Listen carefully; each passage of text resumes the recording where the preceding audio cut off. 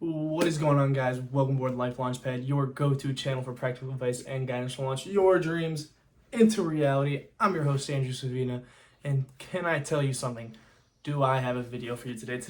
Today's a video that I've been wanting to make for a while, and I'm surprised I haven't made it. I don't know why I didn't make it earlier, because this topic is so important, so revolutionary. It is. I'm actually thrilled to talk about this for today. Um, Today, the title says a new beginning, and it truly is a new beginning. If you have not heard anything about AI in 2023, you are behind. Today, I want to talk about what is AI, some history, some stuff, like what it can compare to, what it's useful now and what its potential uses in the future, what its potential downsides in the future. I just want to cover the entire topic. This topic is so broad, so important, so big. It's changing lives today, right now. If you don't know it, believe it or not, it is impacting people's lives. It probably is impacting your life. Realistically, you might not know it, but without further ado, I want to get right into it. And first of all, I want to start with comparing. This might be really drastic. This might be out of the world. You're like, this guy's got to be crazy. What is he talking about? But I want to compare and talk about what AI really, in my mind, compares to. And I'm just gonna talk about history. Some of the greatest technological advancements we've had in the world. The wheel. The wheel changed the world. Basically, fire. If you think about stuff that changed the world, AI is there. The wheel was millions of years ago. Fire also millions of years. But as of more recently, something that we could talk about, the Industrial Revolution, which was in the 18th century. That changed agriculture, that changed business, that changed the world. That was huge at the time. And thinking back at it, it's kind of trivial. It's like, well, that's nothing now. But without that, we don't have 95% of the stuff we have today, and that is something we have to realize. Something else, cars. Cars became wildly popular in the Western Hemisphere around the early 19th century, 1900s, 20th century, somewhere around like 1905, 1910. That's when cars started to make their development into mainstream media. And cars, think about your life today. You probably use a car on a daily basis. Let's be real here. If you don't use it directly, you use it indirectly. Stuff that you get shipped is shipped on a car. That is also descended into airplanes and buses and trucks. Cars have changed the world astronomically. Next thing, TV. Television is something that, also changed the way that we have recreation in the world. You got your daily shows, you have Family Feud, you have the news, you have now advancing to YouTube and television, like on computers, Netflix, streaming services. Television was such a revolutionary thing for recreation. Finally, last but not least, is the .com and the internet. The entire .com bubble in the late 1900s was insane. People at first were doubting that you'd be able to go somewhere and be able to get information from the other side of the world in that fast. This was something that changed the world. And obviously, everybody uses the internet now. I'm using the internet. You're using the internet to watch this. The internet was something that changed the world. Where do I want to go with this? AI. AI, man. What can I say? AI has this potential, and it doesn't even have potential because it's already in motion.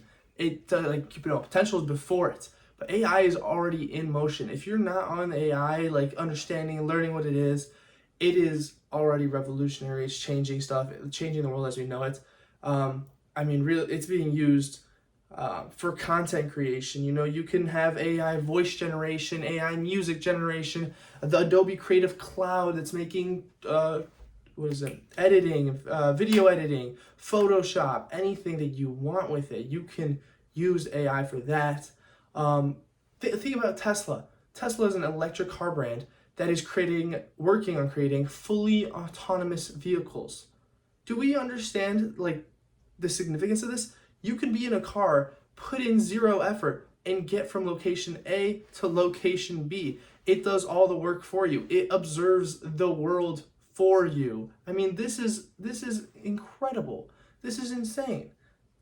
We went from 100 years ago getting the first cars that are like, you're getting like less than probably 5 gallons, miles a gallon, to a car that runs on electricity and drives itself because it is backed by AI. I mean, it is has a potential to go into reality with Apple's augmented reality sets. I mean, it's going to be looking at something. Yeah, for here, better example, Google right now. Google, you show a camera, and you have a camera. They have the new option. You have a camera. You take a picture of it, and it searches the internet based on what you took a picture of. It's reading the picture. That is incredible. Going back to Apple's augmented reality sets. You're going to put on some glasses you paid 3.5 grand for, and you're going to look at something, and it's going to be a display in front of you. I don't know if you ever played video games, but something like the Call of Duty HUD is just going to be there, and you're just going to look at stuff. You're going to have internet access or whatever they do with it. It's going to be game changing. I mean, it is incredible. What is the potential? Like, we have all this. ChatGPT, you have ones that create ad creatives, ones that generate photos. I mean, I see people, there are people that are out there using AI to take black and white pictures and make them into colored pictures and selling that as a business. I mean, it is incredible what it can do for you. There's so much endless opportunity for artificial intelligence to grow and expand. And I mean, sooner or later, it's going to be a part of everyone's life at all times. It's going to be, something that's like even cleaning. You have Roombas or whatever they're called. I don't even know what it's called. But the robots that just drive around your house and vacuum with the sensors. They realize where they are going, and it's just cleaning your house for you. It is incredible. And think about the levels this can go to. Think of if we have Tesla with autonomous cars, think about what we could do with airplanes and further travel, and like buses and trucks, group transportation. Everything's going to be put in together. It is going to be changing the way we live our lives. It already is, and that's why I want to stress this, that this is a new beginning. You need to wake up and you need to realize that this is it. We are going into the future. People always talked about flying cars, always about this, always about robots. It is happening in front of your face. I mean, there have been discoveries. There's a tech company out in Japan that has been producing autonomous robots. You've seen, I don't know if you have, but I have seen. There's videos of a dog, a robotic dog, and it's just jumping, and it can analyze situations, and it can analyze what's in its way and what to do with it. Think about the levels this can go to. Fire departments. There's a big fire, send in a robot. I mean, there's so much history and past to look back on to what this might come out to be. There's movies that are made with speculation of what it would look like. But that is actually coming into play as we speak. It is growing. Artificial intelligence has the ability to grow into whatever we want it to be, whatever we need it to be, whatever purpose we need it for. It has the possibility to get there. And that is something that people over the next 5 years are going to be the most important. I feel like 5 years from now, people are going to have spent so much time working into it, perfecting it. This not being only the programs, but the stuff to make it run. Companies like AMD and NVIDIA are going to keep working on the processors and to better support and function with artificial intelligence. And the speed is just going to get faster and faster. The implications are going to be more diverse. It's going to be everywhere in the world, and no matter what you want, no matter if you want it or not, it is just going to make the world more efficient, and that's what everything comes down to. It's going to change everything. Ready, like it or not, it's going to happen. But with that being said, you look at it for all these positive things that I just mentioned. You know, it can have help with legal contracts. It can make legal contracts in a second. It can help you medically. If you have something happening to you, you could ask it. It'll be like, oh, you might have this, or that. And then it could just tell you what to do from there. I mean, there's so many different things. It could help with buildings. It could help with architecture. It can help with history. It can help with, I mean, it already is helping with a lot of this stuff. But the levels it can get to is, I mean, there's no roof on it. There really is no roof on it. And, you know, I'm talking about this all positively and all the upsides of it. What are the downsides? You know, to every side of a coin, there's another side. And I want to talk about that other side real quick. Downfalls. What are the downfalls of AI? People are saying their jobs are going to be taken away. That's true. It's going to happen. I mean, you see it. Let me take the most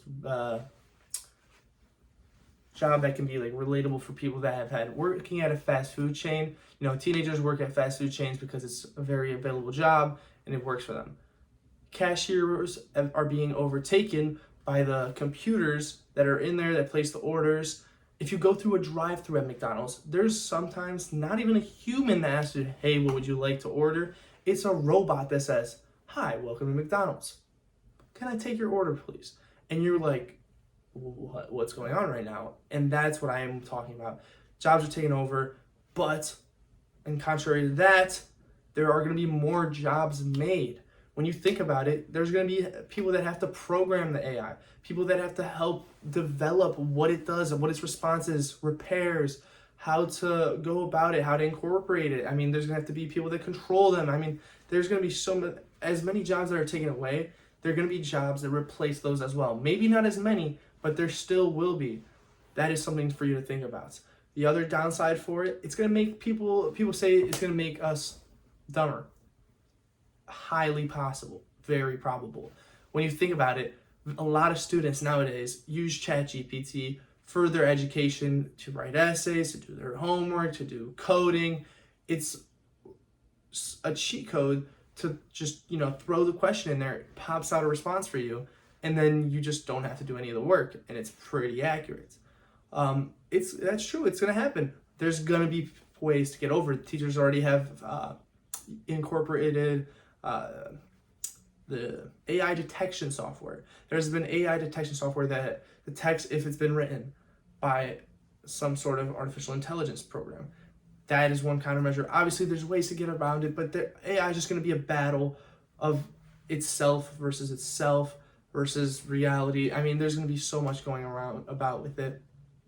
But something that I really want to talk about that is a potential downfall, not for sure, but I was doing some research this past couple of days into the dot-com bubble. If you don't know what the dot-com bubble was, in the late 1990s, it's around 1995 to 2000, the internet was booming. This is when Amazon, this was an AOL, Yahoo, these were stocks that were going up hundreds of percents in days, maybe even a couple, like 1,000% in a week. And it was incredible. These stocks were just returning. I saw it was talk about Amazon. It was like Amazon forecast to be above 250 in the next couple of months, and it did it in a couple of weeks. I mean, the dot-com bubble was incredible. Last word though, bubble. What happens with bubbles? It pops. The bubble popped. I forgot what stock exactly. I think it was like the Globe.com. It delisted and went to pennies. An entire around early 2000, I believe it was the beginning of 2000, the dot-com bubble sank. Why am I bringing this up? If you look into today, stocks are skyrocketing backed by tech. Why is the tech skyrocketing? Artificial intelligence. What does this mean? Artificial intelligence is great. It is great. And it has a lot of upside, a lot of potential, and it's doing big and good things. But there's always this, you know, overlooming feeling and sense that what if it, like, why is this happening? Is there a downside to it? How are we going to react to this? And what can we do? And to that, I thought about the risk of the dot-com bubble happening again. There was a graph comparing the stocks of companies, the dot-com bubble companies in the late 1990s and the stocks in the 2021, 2022, I think it's 2022 more, and they're following the same uptrend. It's peaking, it's flying up. Obviously, we hit the little dip in last fall, but it wasn't anything comparable to what happened in 2000. With that being said, there's a lot of risk that can happen. There's a lot of stuff that can, backfire, but it could also just keep going skyrocketing. I just want to be the person that acknowledges the difference and the risk that happens and why it could be a big issue and why it could shake the financial markets. But with all of that being said, artificial intelligence, huge game changer. I had to dress up professional. This was a serious topic. I had to get serious. I wanted to lock in, give you guys some great content for this video. If you did enjoy it, please subscribe, drop a like. Enjoy making this content. I hope you guys enjoy it. Remember, the power to grow lies within you. Don't stop growing. Don't stop learning. Don't stop launching towards your dreams. This is Life Launchpad. I'm Andrius Avina, and thank you for watching. I'll catch you guys on the next video. Peace.